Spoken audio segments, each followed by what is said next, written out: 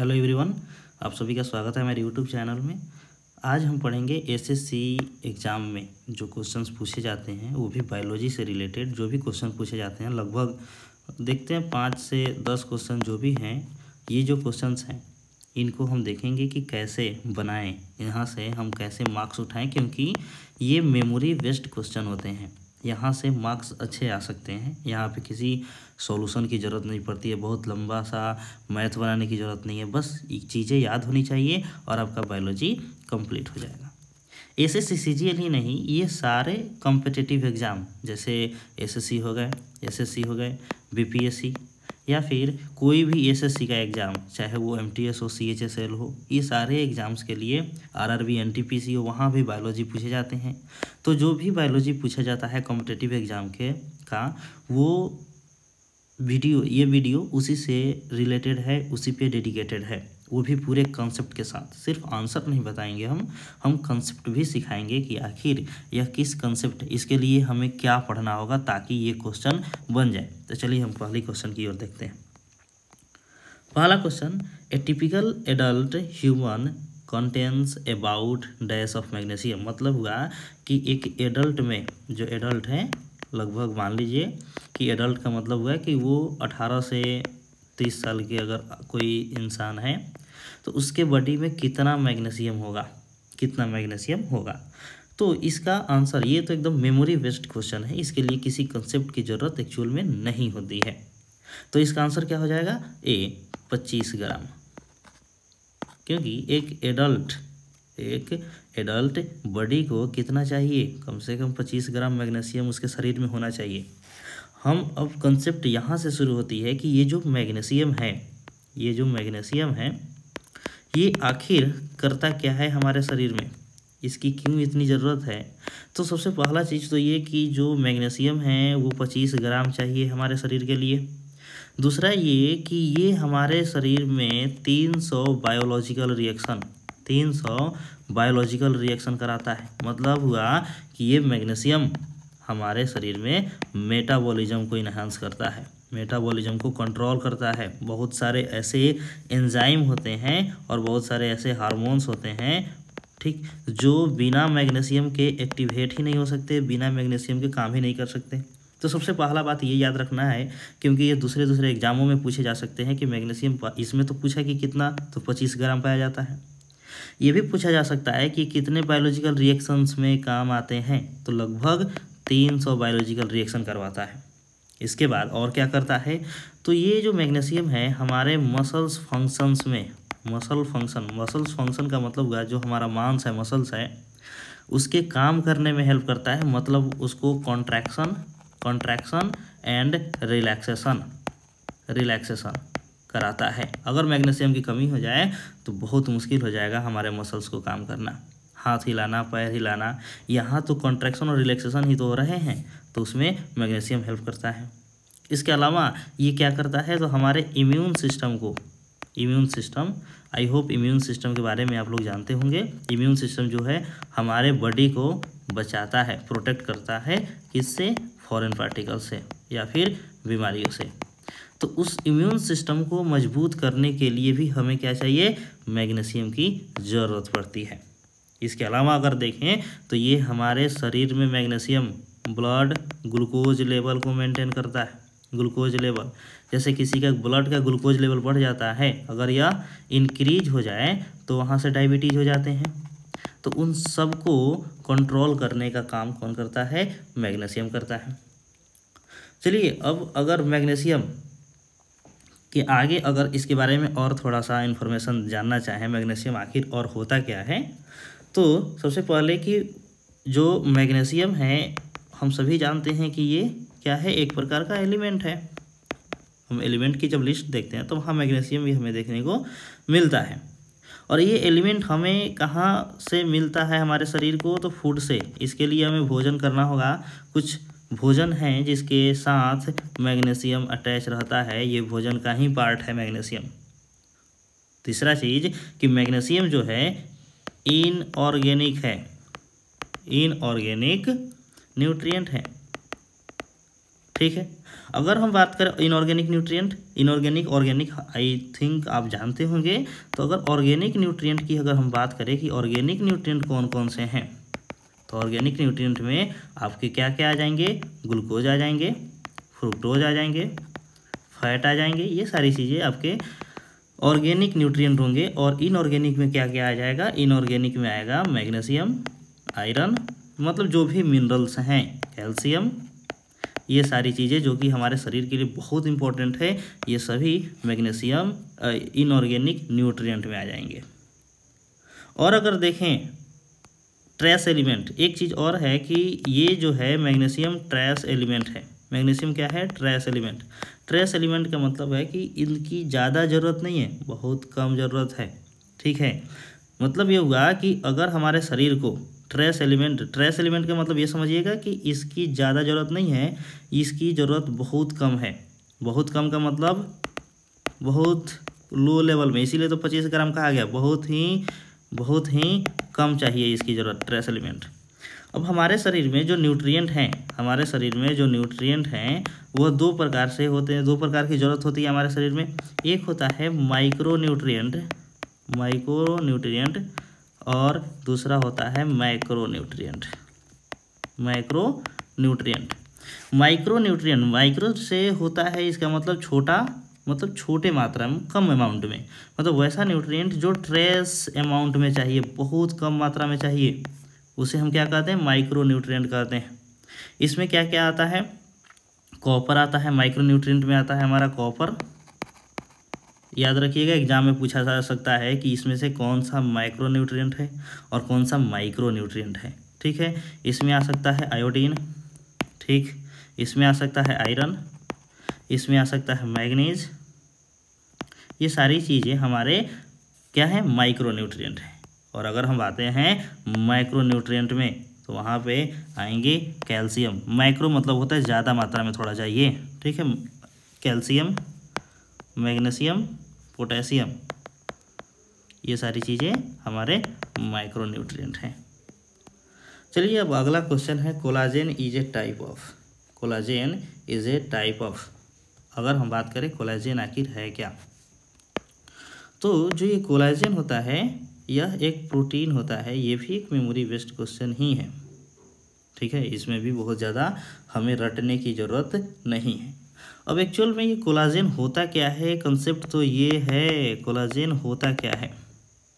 तो ये जो कोलाजेन है हमारे शरीर में बहुत लार्ज क्वांटिटी में पाया जाता है, क्वांटिटी में प्रेजेंट होता है हमारे शरीर में। लार्ज क्वांटिटी मतलब इसकी मात्रा बहुत ज़्यादा होती है। और ये मेनली कहाँ कहाँ पाए जा सकते हैं, तो इनका अगर हम जगह देखें, हम अपने बॉडी में लोकेशन देखें, तो ये आसानी से हमारे स्किन में देखने को मिल जाएंगे, हमारे बोन्स में देखने को मिल जाएंगे, हमारे मसल्स में देखने को मिल जाएंगे। मसल्स, बोन और स्किन में ये रहते हैं। एक्चुअल में ये एक स्ट्रक्चरल प्रोटीन है। तो ये प्रोटीन बहुत प्रकार के होते हैं हमारे शरीर में। ये जो प्रोटीन हैं बहुत प्रकार के होते हैं। कोई रेगुलेटरी होता है, कोई स्ट्रक्चरल होता है। रेगुलेटरी का मतलब होता है वो किसी केमिकल रिएक्शन को रेगुलेट करते हैं, ठीक है, दूसरे काम करते हैं, कोई काम करवाते हैं। जबकि स्ट्रक्चरल का मतलब ये हमारे शरीर में स्ट्रक्चर बनाने का काम करते हैं, हमारे शरीर को एक सुडौल बनाने का काम करते हैं, कोई ऑर्गन बनाने का काम करते हैं, तो उन्हें हम स्ट्रक्चरल प्रोटीन कह देते हैं। उसके बाद ये प्राइमरी स्ट्रक्चर, मतलब इनका जो मेन काम क्या है, प्राइमरी स्ट्रक्चरल कंपोनेंट जो कनेक्टिव टिश्यू के हैं, एक प्रकार के कनेक्टिव टिश्यू भी हैं, ये बात याद रखिएगा। कनेक्टिव टिश्यू मतलब वैसा टिश्यू जो अटैच करता हो, जोड़ के रखता हो मोर देन 2 ऑर्गन, 2 या 2 से अधिक ऑर्गन को एक साथ जोड़ के रखता है, उसी को हम कनेक्टिव टिश्यू कहते हैं, ठीक है। ये जो है मेनली हम तो बता चुके हैं कि स्किन, बोन्स और मसल्स में ये पाया जाता है। ये किस प्रकार के भोजन से हमें मिलेगा, तो चिकन, ठीक है, बहुत ज़्यादा मात्रा में, अबंडेंट मात्रा में होता है। फिश, एग, ठीक है, एग का वो भी वाइट वाला पोर्शन जो होता है, वहाँ से कोलाजेन हमें देखने को मिलेगा। उसके बाद साइट्रस फूड का मतलब वो खट्टा वाला जो फल होता है, नींबू, संतरा, वहाँ से भी हमें कोलाजेन देखने को मिलता है। अब यहाँ पे थोड़ा सा और इन्फॉर्मेशन अगर हम दें तो ये न्यूट्रिएंट जो है हमारे शरीर के लिए बहुत इम्पोर्टेंट है। न्यूट्रिएंट कितने होते हैं? तो न्यूट्रिएंट कुल मिला के 5 होते हैं। ठीक है, पूरे न्यूट्रिएंट को 5 भागों में डिवाइड कर दिया गया है। फर्स्ट इज कार्बोहाइड्रेट, जो कि बहुत ज़्यादा मात्रा में हम लेते हैं। Next is fat, third is protein, fourth is vitamin and fifth is mineral. यही जो 5 न्यूट्रिएंट हैं वो हमारे बॉडी के लिए इम्पोर्टेंट है। इस 5 को हम 3 भागों में बांट दिए हैं। ये वाला, ये जो कार्बोहाइड्रेट और फैट है यहाँ से हमें एनर्जी मिलता है। यहाँ से हमें क्या मिलता है? एनर्जी। ये जो प्रोटीन है ये हमारे शरीर को बॉडी बिल्डिंग में हेल्प करता है, हमारे शरीर को बनाने में, क्योंकि बिना प्रोटीन के तो सेल डिवीजन ही नहीं होंगे और बिना प्रोटीन के तो हमारे डीएनए का भी निर्माण नहीं होगा। और विटामिन जो है वो हमारे ये मेटाबॉलिज्म को भी मेंटेन करता है और हमें बहुत सारे डिजीज से बचाता है, बीमारी से बचाता है। और मिनरल केमिकल रिएक्शन करवाता है, मतलब मेटाबॉलिज्म में हेल्प करता है। ये बात हमेशा याद रखिएगा कि किसका क्या काम होता है। अगर किसी का भी डिफिशियंसी, मतलब अगर विटामिन की डिफिशियंसी हो जाए, किसी मिनरल की डिफिशियंसी हो जाए, प्रोटीन की डिफिशियंसी हो जाए, तो कोई ना कोई हमें बीमारी हो जाएगी। इसकी डिफिशियंसी के बारे में भी हम एक वीडियो में बताएंगे, आप बस कमेंट करते रहिए। नेक्स्ट क्वेश्चन क्या है? नेक्स्ट क्वेश्चन है कि which of the following is a storage food? Root. अब देखिए ये जो रूट है, रूट सबसे पहला बात, रूट, ये रूट है क्या? तो प्लांट का वो भाग जो ज़मीन से नीचे, ज़मीन के नीचे जनरली पाए जाते हैं। ठीक है, बिलो द ग्राउंड। और इनका काम क्या होता है? तो इनका काम होता है होल्डिंग करना, होल्डिंग प्लांट स्ट्रेट, प्लांट को सीधा रखना, प्लांट को स्ट्रेंथ प्रोवाइड करना। और इसके साथ साथ क्या करते हैं? इसके साथ साथ ये रूट का काम है हमारे प्लांट को क्या प्रोवाइड कराना? वाटर एंड मिनरल प्रोवाइड कराना। ये ज़मीन में जो भी पानी और मिनरल्स इस रूट के अगल बगल में हैं वो क्या करते हैं? वहाँ से ऑब्जर्व करते हैं किसको? वाटर और मिनरल्स को, और ये पहुँचाते हैं ऊपर की तरफ। लेकिन ज़रूरी नहीं है कि रूट का सिर्फ एक ही काम हो और वो वाटर को ऑब्जर्व करो और मिनरल को ऑब्जर्व करो और प्लांट के पत्तियों तक पहुँचाओ। नहीं, रूट का अलग अलग काम भी हो सकते हैं। जैसे यहाँ पे बोल रहा है स्टोरेज रूट। ठीक है, यहाँ पे स्टोरेज रूट की बात कर रहा है। तो अगर हम स्टोरेज रूट की बात करें तो स्टोरेज रूट करते क्या हैं? तो वैसा रूट जिसका यूज किया जाता है फूड स्टोरेज में, फूड स्टोरेज में भोजन को स्टोर करने के लिए इस रूट का यूज किया जाता है। अगर हम इसका एग्जांपल देखें तो हम एकदम देख सकते हैं, स्वीट पोटैटो हमें दिख जाएगा, स्वीट पोटैटो। अब देखिए हम कैसे पहचानेंगे कि कौन सा स्टोरेज रूट है? तो कोई भी प्लांट देखिएगा, अगर उसको खाने का मन करेगा ना आपको, ठीक है, मतलब कि अगर जैसे स्वीट पोटैटो को हम क्या खाते हैं? पत्ता तो खाते नहीं है इसका, तो हम रूट ही खाते हैं। तो हम भी बहुत चालाक है ना, हम उसी पोर्शन को खाते हैं, जिस पोर्शन में प्लांट क्या करता है? अपना फूड स्टोर करके रखता है। ठीक है, अभी जो प्लांट है वो फूड स्टोर करता है रूट में, तो हम उसका रूट ही खाएंगे। अगर वो सूट में करता, पत्तियों में करता तो पत्तियों को खाते, फल में करता तो फल को खाते। ठीक है, तो इसका एग्जांपल, ये भी एक मेमोरी बेस्ड क्वेश्चन है। ठीक है ना, ये जो होगा आपका कि स्टोरेज रूट कौन सा है, तो आपका ब्रीदिंग रूट हो जाएगा। ठीक है, कौन सा? ब्रीदिंग रूट हो जाएगा। एक मिनट हम थोड़ा मार्क कर दें, ये वाला ब्रीदिंग रूट 2 नंबर में answer will be breathing root,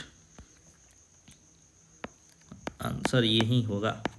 ठीक है, अभी ये जो सॉरी क्वेश्चन में क्या पूछा है? Which is following is not a storage root. अच्छा, इसमें स्टोरेज रूट नहीं है, इसीलिए तो ये स्टोरेज रूट नहीं है, तो ब्रीदिंग रूट आंसर होगा हमारा, कि ब्रीदिंग रूट स्टोरेज रूट नहीं है। जैसे अगर देखें फ्यूसिफॉर्म रूट जो है, एक मिनट रुकिएगा, ये जो फ्यूजिफॉर्म जो है ये भी एक स्टोरेज रूट है, कोनिकल भी स्टोरेज रूट है, नेफिफॉर्म भी स्टोरेज रूट है। बस एक ब्रीदिंग रूट ऐसा है, ब्रीदिंग रूट, इसके बारे में भी हम जान लेते हैं कि वो स्टोरेज रूट नहीं है।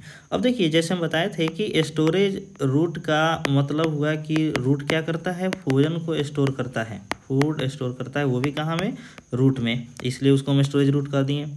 बट अगर हम बात करें ब्रीदिंग रूट का, तो यहाँ से आप आइडिया लगा दिए होंगे कि ब्रीदिंग रूट का काम क्या होता है। तो ब्रीदिंग रूट का काम होता है ब्रीदिंग करना, सांस लेना, ठीक है ना, ब्रीदिंग करना।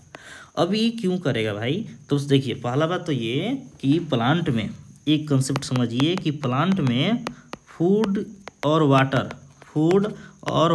का तो कंडक्शन हो जाता है, मतलब ये फूड और वाटर एक जगह से दूसरी जगह भेजे जा सकते हैं, उसके लिए जाइलम और फ्लोएम होता है।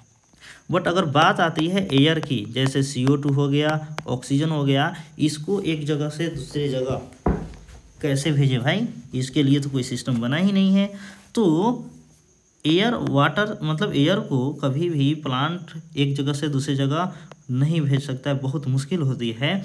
तो रूट को भी अपना सांस लेना पड़ता है, क्योंकि उन्हें भी क्या करना है, एनर्जी बनाना है और भी बहुत सारे काम करने हैं।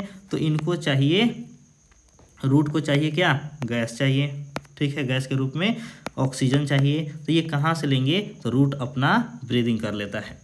तो रूट जो है वो खुद का अपना ब्रीदिंग करता है, मतलब क्या है, वो डिफ्यूजन मेथड से बाहर के ऑक्सीजन कार्बन डाइऑक्साइड को ऑब्जर्व करता है।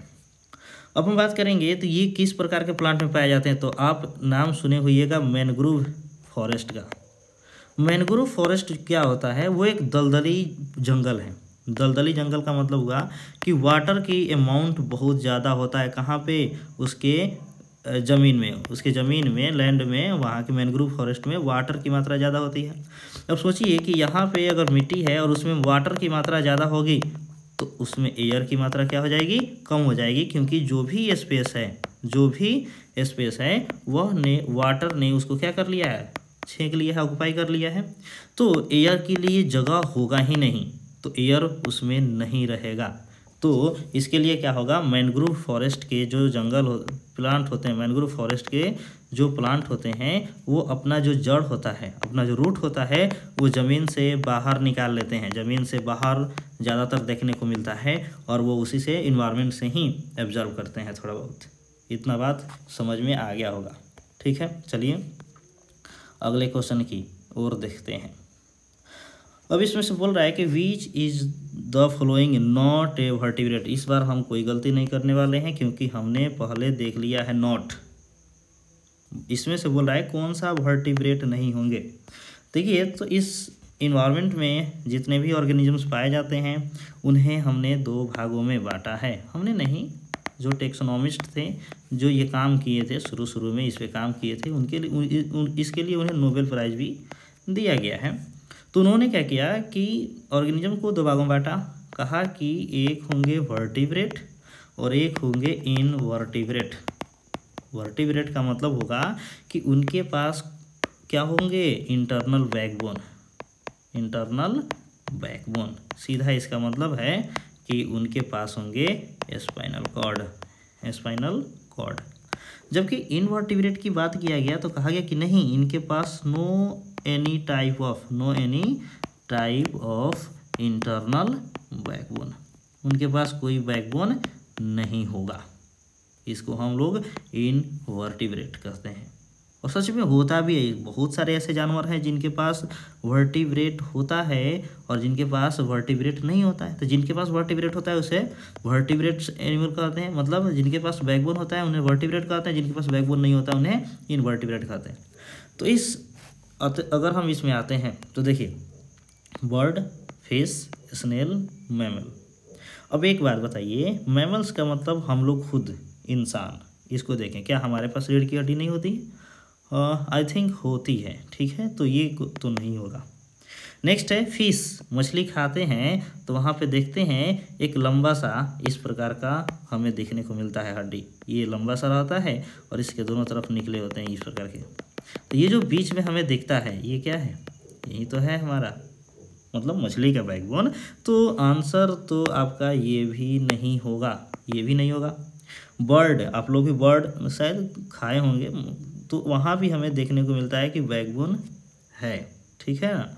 तो अगर इनके पास तो बैकबोन है। तो देखते हैं स्नेल, स्नेल भी देखे होंगे जैसे घोंगा, इसको हम लोग घोंगा कहते हैं, ठीक है ना। तो इनके पास जहाँ तक हमें पता है नहीं होता है स्नेल के पास, तो आंसर विल बी स्नेल, ठीक है। स्नेल के पास कोई वर्टिब्रेट नहीं पाया जाता है, इसलिए ये इनवर्टिब्रेट है। क्या है? इनवर्टिब्रेट।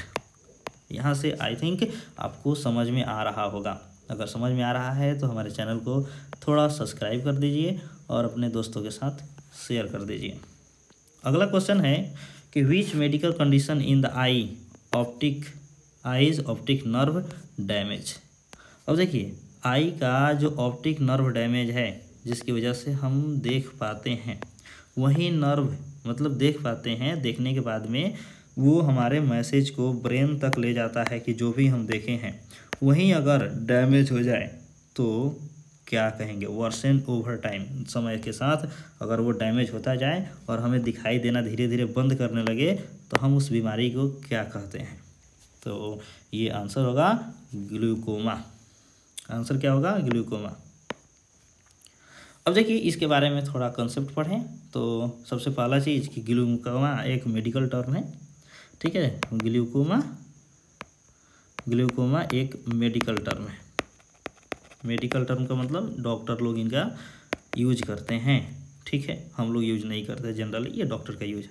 इसमें क्या करता, इसमें याद रखिएगा क्या होता है एक्चुअल में। तो इसमें आई का ऑप्टिक नर्व डैमेज होने लगता है, डैमेज होता है, ठीक है। ओवर द पीरियड, समय के साथ जैसे जैसे समय बीतता है ये खराब होते चले जाते हैं धीरे धीरे आँख से। स्लो लॉस ऑफ विजन, एक अचानक नहीं होगा, स्लो लॉस ऑफ विजन होगा, धीरे धीरे हमारा आँखों से दिखना बंद होने लगेगा, ठीक है। और ये इसका अगर हम देखें कि ट्रीटमेंट है या नहीं तो बहुत मुश्किल है, मतलब हम कह सकते हैं कि नॉट क्यूरेबल, इसका ट्रीटमेंट नहीं है। अगर एक बार आंखों की रोशनी चली जाए तो हम इसको ठीक नहीं कर सकते। हाँ, पर ये जो स्पीड है लॉस होने का, लॉस ऑफ विजन का, उसको ज़रूर कम कर सकते हैं, उसको कम किया जा सकता है, पर इस बीमारी को ठीक नहीं किया। अगर ग्लूकोमा किसी को हो गया तो इतना गारंटी है कि उसका आँख कुछ दिन में, कुछ महीनों में, कुछ सालों में उसके आँख से दिखना बंद हो जाएगा। लेकिन हाँ, उसकी स्पीड को थोड़ा हम उसकी ड्यूरेशन को बढ़ा देंगे। जो चीज़ 2 साल में होने वाला होगा उसको हम 5 साल में करा सकते हैं, बट उसको ठीक नहीं कर सकते। तो ये इम्पोर्टेंट है कि स्पीड लॉस ऑफ विजन को हम क्या कर देंगे? रिड्यूस कर सकते हैं। अब देखिए इसमें कैटरैक्ट भी है। तो कैटरैक्ट क्या होता है? तो कैटरैक्ट क्या होता है? तो कैटरैक्ट का मतलब होता है कि जो लेंस है हमारी आँखों में, लेंस, उसके सामने क्लाउडिंग आ जाता है, क्लाउडिंग आ जाता है, वाइटिस हो जाता है, ठीक है। तो उसी को हम कैटरैक्ट कहते हैं, ठीक है। उसके बाद में AMD यहाँ पे होगा, age related muscular degeneration. AMD वो कौन सा बीमारी है? तो AMD के बारे में देखें तो AMD का सबसे पहला तो फुल फॉर्म याद रखिएगा, age related muscular degeneration, macular degeneration, ठीक है। अब देखिए ये हम देखते हैं कि ये हमारा लेंस है और यहाँ से आँख, ये इस प्रकार का ऑप्टिक नर्व, इस वाले पोर्शन में हमारा होता है, इस वाले पोर्शन में मैक्यूला होता है, मैक्यूला, ठीक है। ये मैक्यूला बहुत इंपॉर्टेंट है हमारे विजन के लिए। हमारी जो हम प्रतिबिंब जो भी हम देखते हैं उसको प्रतिबिंब के रूप में हमारे दिमाग में भेजने के लिए मैक्यूला। लेकिन अगर यहीं डिजनरेट होने लगे, डिजनरेट का मतलब होता है धीरे धीरे ख़त्म होने लगे, ठीक है, तो क्या हमारा विजन लॉस नहीं होगा? तो विजन तो लॉस होगा। तो अगर AMD की बात आए तो AMD में जो याद रखिएगा, मैक्यूला जो हमारी आँखों में रेटिना के जस्ट बगल में होता है, रेटिना इस वाले पोर्शन पे होता है और इस वाले पोर्शन पे मैक्यूला। तो मैक्यूला जो होता है उसका डीजेनरेशन होने लगता है, डीजेनरेशन होने लगता है और वो ख़राब होने लगता है। इसके कारण बहुत हो सकते हैं, ठीक। अब देखिए ड्राई आई, एक और है ऑप्शन में ड्राई आई, ठीक है। तो ड्राई आई के बारे में देख लेते हैं कि एग्ज़ाम में किसी के बारे में भी आए तो आप आराम से क्वेश्चन मार के चले आओ, आंसर मार के चले आओ, ठीक है। तो आई डोंट हैव, आई के पास कुछ भी क्वालिटी, मतलब जो टीयर्स होता है ना, टीयर का ड्राई का मतलब क्या हुआ, सूखा।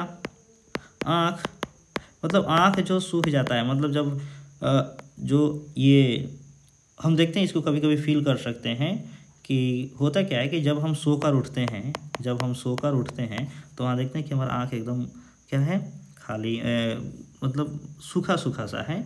तो उसी प्रकार से कि अगर हमारी आँख का जो टीयर है, अगर वो क्या हो जाए,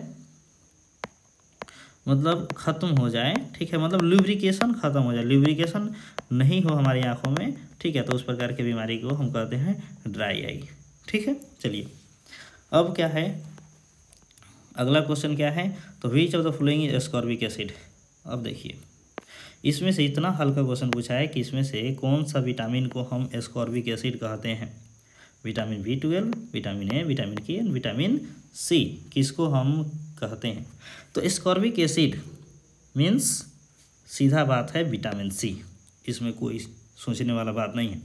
एस्कॉर्बिक एसिड का दूसरा नाम विटामिन सी ही है, विटामिन सी को हम एस्कॉर्बिक एसिड कहते हैं। ये विटामिन सी किस लिए ज़रूरी है, तो ये वेरी एसेंशियल है, बहुत ज़रूरी है, ठीक है। इसका यूज, इसका फंक्शन क्या क्या होता है, तो ये इसका फंक्शन है कि यह एंजाइम को क्या करवाता है, फंक्शनिंग करवाता है।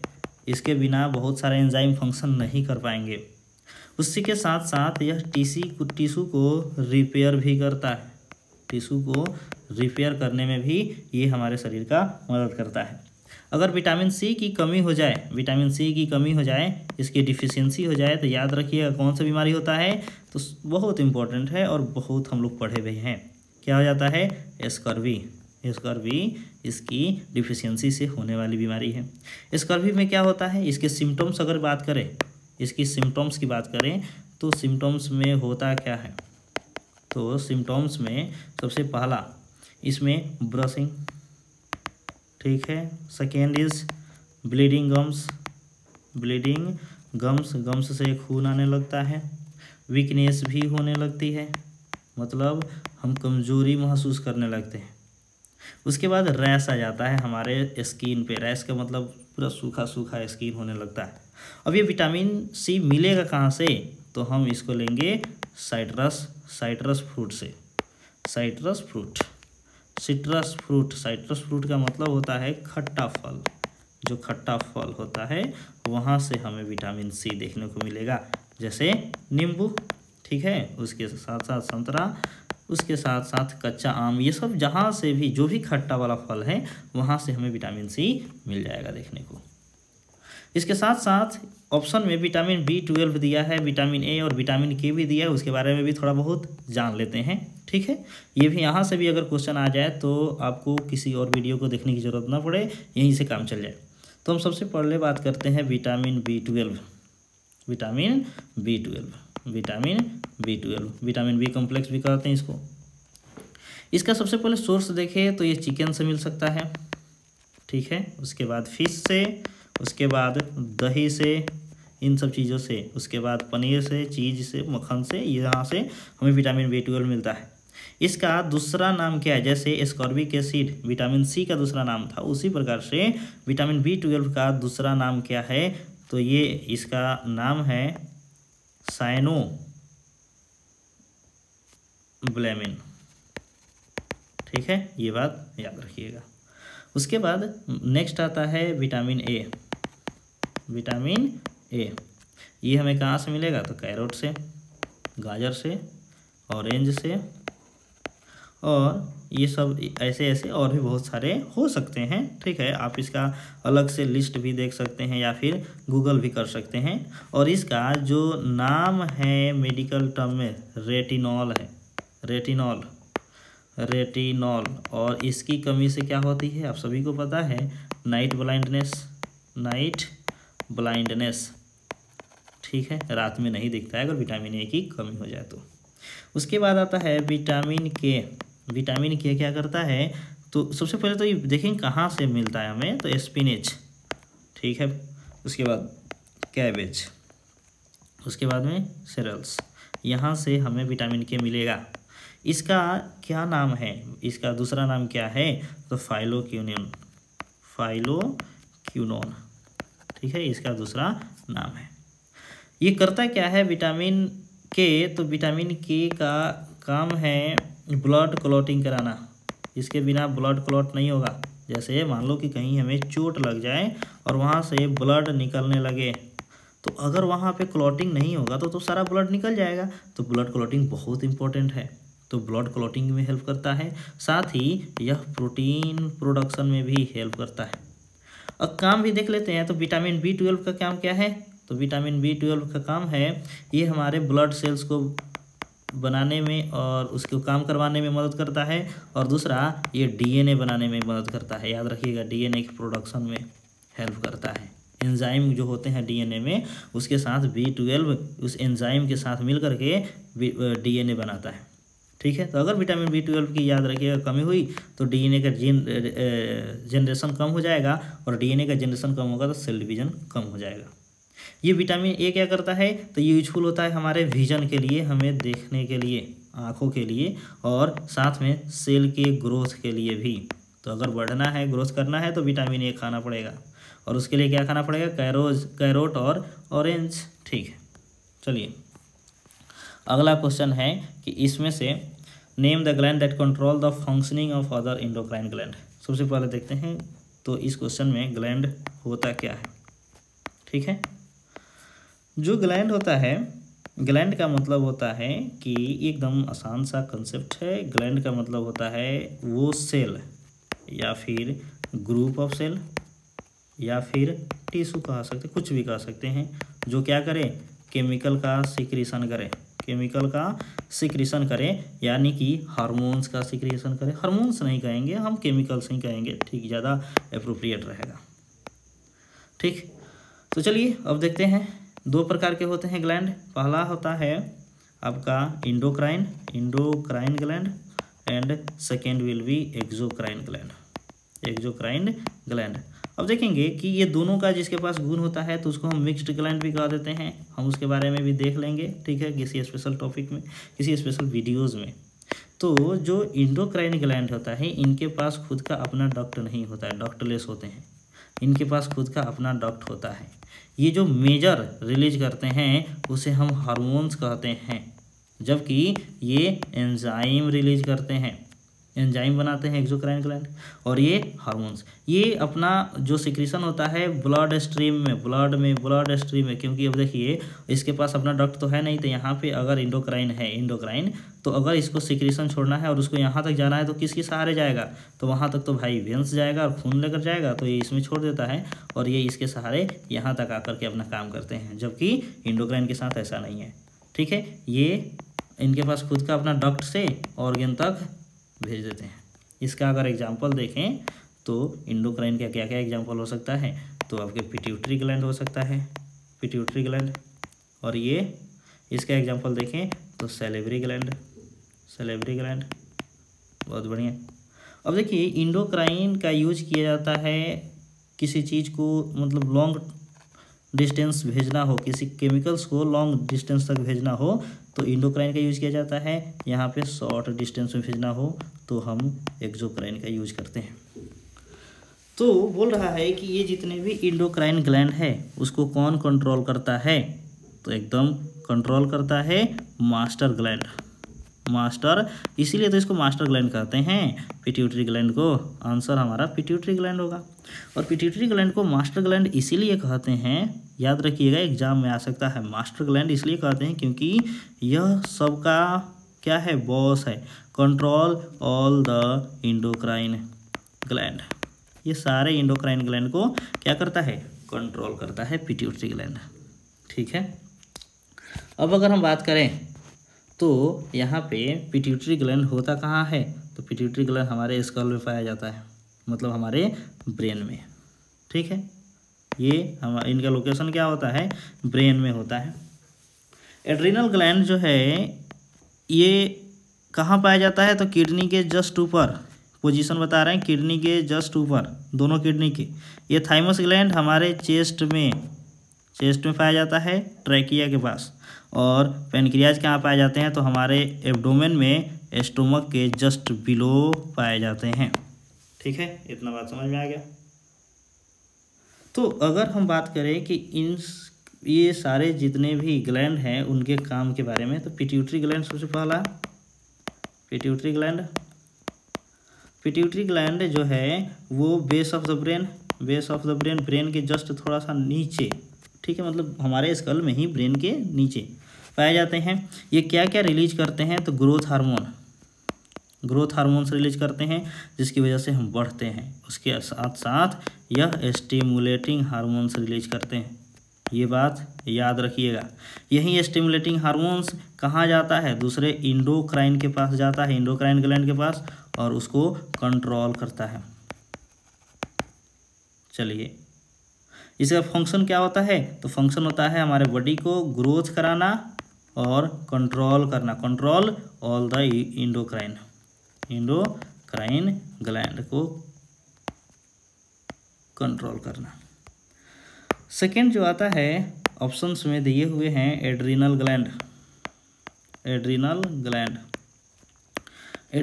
ग्लैंड की बात करें तो वो कहाँ पाया जाता है? तो किडनी के जस्ट ऊपर। ठीक है, ये क्या रिलीज करता है? एड्रीनलिन रिलीज करता है। ये हार्मोन्स जो रिलीज करता है, याद रखिएगा ये सबसे इम्पोर्टेंट है, इसको इमरजेंसी हार्मोन भी कहते हैं। इमरजेंसी हार्मोन भी कहते हैं क्योंकि इमरजेंसी के समय में जब हम डरे होते हैं, ठीक है, जब हम फियर में होते हैं या फिर ज़्यादा एक्साइटेड होते हैं, तो एड्रीनल ग्लैंड एड्रेनलिन रिलीज करता है। और इसके रिलीज करने से हमारे शरीर में जो ग्लाइकोजन, हमारे शरीर में जो खाना ग्लाइकोजन के रूप में स्टोर्ड है, वह ग्लूकोज में बदल जाता है और ग्लूकोज से एनर्जी में बदल जाता है। इतना बात समझ में आ गया। चलिए अब देखते हैं अगला थाइमस है। थाइमस ये भी एक प्रकार का बहुत इंपॉर्टेंट ग्लैंड है। ये कहाँ पाया जाता है? तो ये हमारे थोरैसिक कैविटी में, थोरैसिक कैविटी मतलब हमारे चेस्ट में पाया जाता है। ठीक है, हमारे विंड पाइप पर ही ये नीचे की तरफ पाए जाते हैं, दोनों लंग्स के बीच में, हार्ट के पास। ठीक है, अब इसका काम क्या? सबसे पहले ये हार्मोन्स कौन सा रिलीज करता है? तो इसका नाम है थाइमोसिन। क्या नाम है? Thymosin hormones. और ये क्या करता है? ये हमारे इम्यूनिटी को मेंटेन करता है, इम्यूनिटी को स्ट्रॉन्ग करता है। ठीक है, ये सारी बातें याद कर लीजिएगा। और एक और था, ये जो था पेनक्रियाज, ये पेनक्रियाज जो है उसी को हम मिक्स्ड कहते हैं। इसके बारे में भी याद रखिएगा, इसको हम मिक्स्ड ग्लैंड कहते हैं। ठीक है, क्योंकि यह हार्मोन्स भी सिक्रीट करता है और यह एंजाइम भी सिक्रीट करता है, इसलिए इसको हम लोग क्या कहते हैं? मिक्स्ड ग्लैंड कहते हैं। आई होप आप लोगों को समझ में आ गया होगा ये चैप्टर, मतलब ये PYQs हम जो पढ़ाए हैं, जो बताए हैं, आपको पसंद भी आया होगा। तो अगर पसंद आया है तो आप मेरे चैनल को सब्सक्राइब कीजिए और अपने दोस्तों में शेयर कीजिए। अगर आप कमेंट करते रहिएगा तो हम बायोलॉजी ऐसे ही पढ़ाते रहेंगे।